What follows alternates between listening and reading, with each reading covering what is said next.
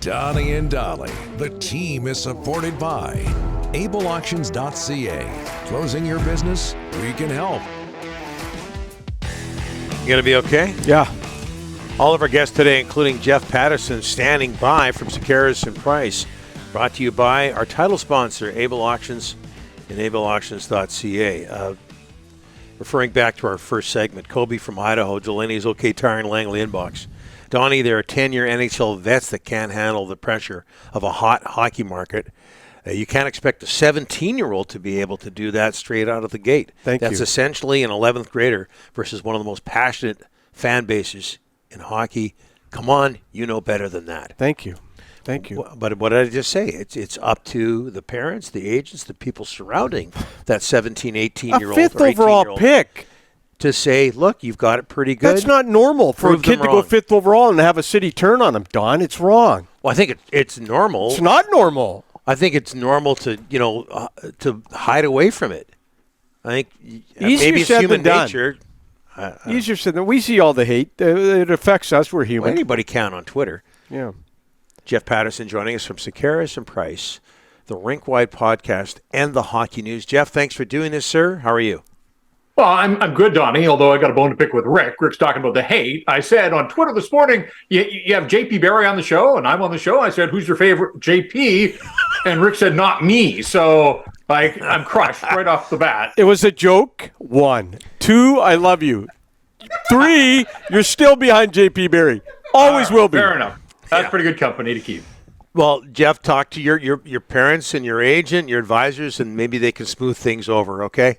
What do you think about this conversation that we're having? I don't know if you're in on it, but just how hard it is for somebody like a David Reinbacher to go into Montreal 5th overall and instantly get criticized. Do the positives outweigh the negatives when it comes to being drafted in the National Hockey League by a Canadian team or just playing in a Canadian market in general? I mean, all these kids are a product of the social media age, and so my guess is not just his brief time as a Montreal Canadian, he's probably heard about it wherever he's played for a bunch of years. So I do think that you have to develop a thick skin, but Rick's right. We're all human beings. I mean, some of those things that are said anonymously, they can hurt. And so I think, again, these players are put in the position to have the best support system possible, whether it's the family, whether it's an agent, whether it's the hockey team surrounding them. But some of those remarks, I'm sure, make their way through, and some of them could be cutting. And, my issue is it used to be, quote unquote, the media. Mm-hmm. But, look, there are still people that have issues with the media. Don't get me wrong. I'm not trying to play a get out of jail free card here. But now everybody's got a voice, and not everybody should have a voice necessarily. But, there was a time if people objected, they had to wait on hold the local talk radio, or they had to write a letter to the editor. That's it. They had all these thoughts in their head, but they didn't have a platform. Now, you sign up for Twitter or, your social platform of choice, and all of a sudden you've got a voice and an audience. And, I think there's that echo chamber effect as well, that you surround yourself with like-minded thinkers, and all of a sudden you think that that's the way. I mean, that's the way the world's going. And we certainly have seen that through the political system in the last 6 or 8 years south of the border. But some of that has carried over, into pro sports as well. So I do think, for a lot of these guys, they have to recognize that keep your eye on the prize, and that is make it to the National Hockey League. There's always going to be haters, and ultimately, the whole sticks and stones and that kind of stuff. But I do think it's probably more difficult now than it used to be, just because so many more people have voices that didn't have the platforms that some of us do. As mentioned, JP Barry on the show at 11 o'clock, recorded interview. Elias Paterson, you've been around the club much more than we have, Jeff. Do you get the sense that he's happy here in Vancouver? I don't get a sense that he's not, Don. I think he likes the city. I think he's got some really strong friendships in that locker room when you think of what he and Quinn Hughes went through together the last time their contracts were up, and skated together, went to Quinn's home in Michigan. I think it's been established that he and Brock Besser have forged a pretty strong friendship. Looked like Kuzmenko had some pretty good chemistry on the ice, and I think they got along off the ice as well. So I think he likes the team that he's with, the teammates in that locker room. But this guy wants to win, and he has given the Canucks 5 really good seasons, and he's been handsomely paid for those seasons. One of them wasn't great, but the other 4 have been outstanding. And yet, I think you can make an argument that this hockey club isn't any further ahead than when he broke in to the National Hockey League. So he's going to turn 25 in the fall. Let's just stretch the argument out a little bit here. Let's say, for this purpose, that he plays till he's 35.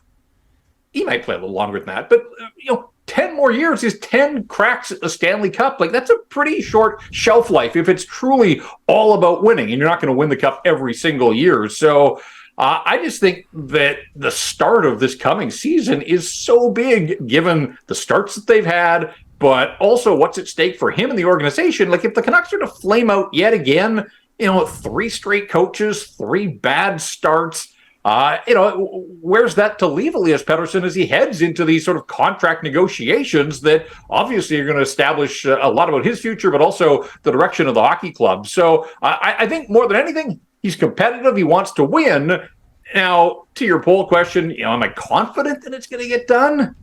I don't know. As I sit here, I think it will, just because generally players don't leave. But for the examples that you guys have given, and I think we're going to see more of this. Athletes want to take control of their career. They want to put themselves in a position where they're going to have a chance to succeed. They're going to get paid wherever they go. He's going to get his money. That's not the issue here.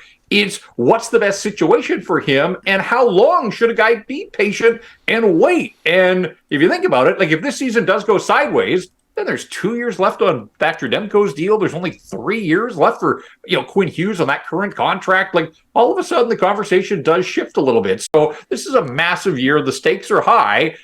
In the end, I do think that they're going to get it done. But boy, until I see pen on paper, I think there's going to be a bunch of twists and turns in this saga. And there's already been a few, and I think there'll be a few more.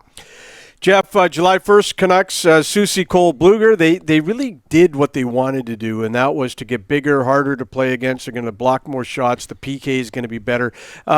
Did you like the moves July 1st?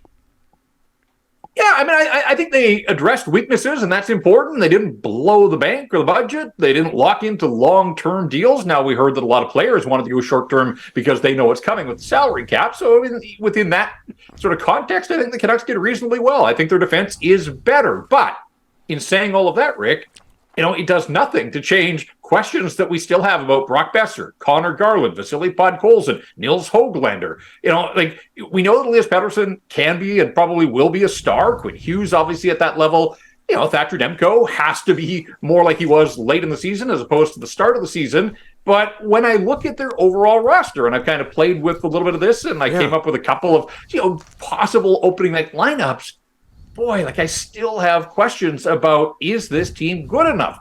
Better defensively, sure, but it's a pretty low bar, let's be honest. So, I like Carson Soucy. My concern is that, he was perfectly slotted as a third pairing guy in Seattle, and we've seen this before where the Canucks have identified somebody they think can take on more. Hey, I'm willing to give him an opportunity, but he certainly has to start earning the money and live up to his end of the bargain. I like Ian Cole, just a veteran guy that still plays at a high level at the age of 34.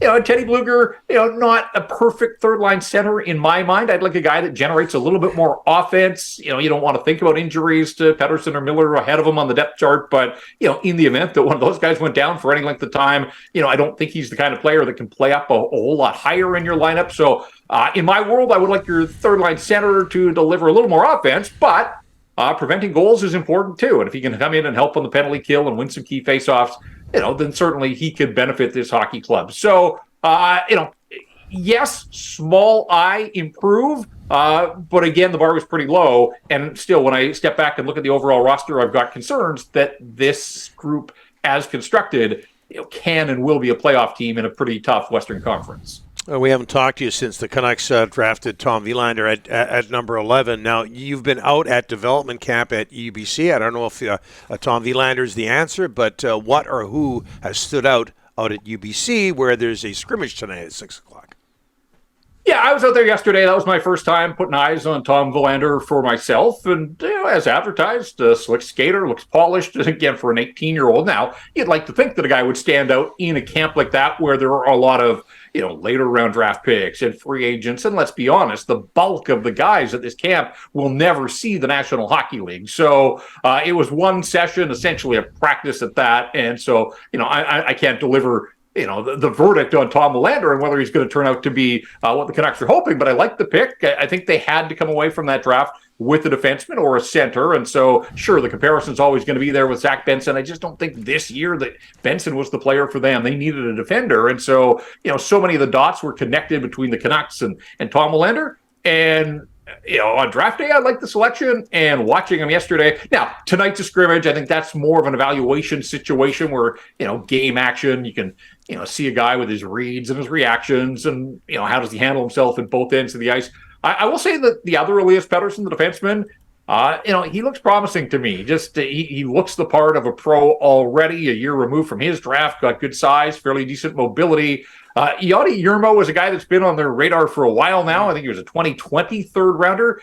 Skates well. He's big at 6'3". Like, you're drawing them out there, and yet clearly there are things in his game that have held him back from advancing to the point where he's a true legitimate prospect. So, I think most of the people that'll take in this scrimmage tonight will be watching Willander.